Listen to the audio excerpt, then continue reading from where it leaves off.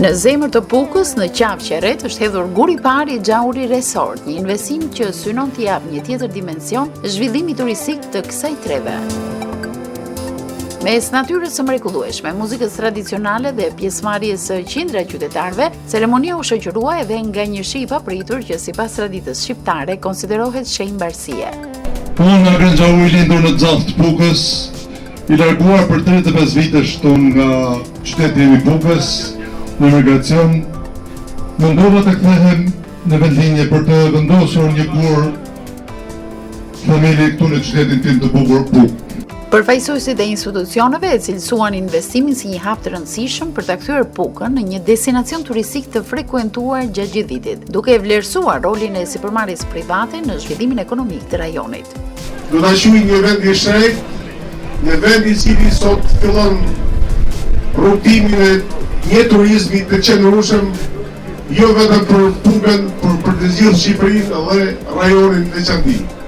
Ky investim është dëshmi e besimit te Puka dhe në ardhmja e saj. Ai është një mesazh i qartë se kjo zonë që e kemi gjithë të zemër, ka gjithçka që i duhet për të bërë një destinacion i rëndësishëm turistik. Bekimet e përfaqësuesve të dy komuniteteve fetare përcollën urimin që ky projekt të sjellë zhvillim, punësim dhe mirëqenie për zonën.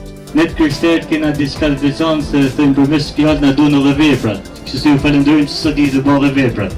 Zoti fërkof këtë familje, ju e të marë, gjithë dhe familjarisht, e trashëgosh i bres mos bresi, dhe Zoti fërkof Pukën, muslimanë katolik, e gjithë Shqipërinë barë, ku do që jenë. Por pas këtij investimi fshihet edhe një histori frymëzuese. Investitori e Agron Gjauri u largua nga Puka në moshën 15 vjeçare, fillimisht drejt Greqisë, më pas në Angli, ku me punë dhe sakrifica ndërtoi një sipërmarrje të suksesshme me 8 restorante në Londër. Sot, pas shumë vitesh emigracioni, ai rikthehet në vendlinje për të investuar aty ku nisi ëndra e tij. Kryezot do shërbejnë gjithë duke filluar nga i largët këtu i rrethit Pukës deri më i afërtit. Domethënë qoftë nga blegtëria, qoftë nga bujësia, qoftë për ta shijuar në çdo aspekt, çdo punëtoria do të jetë shumë e madhe. Mendojmë që vërtet do jetë një punëtori e madhe këtu dhe në mënyrë do t'ia shohin harin gjithë. Resorti do të ndërtohet në një sipërfaqe për rreth 10 hektarësh, duke ruajtur harmoninë me natyrën dhe duke synuar të pasurojë ofertën turistike të Pukës me standarde bashkëkohore.